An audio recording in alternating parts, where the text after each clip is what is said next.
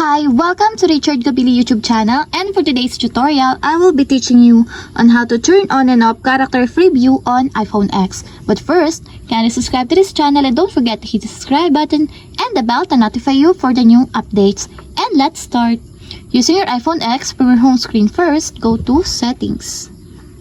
Then in the Settings, scroll down and click the General. Then after that in the General, scroll down again and click the Keyboard. Then after that in the keyboards, go to all keyboard section, then find the character free view. And as you will see, there's a switch button on the right side of it. Then all you have to do is just click it to enable until it becomes green.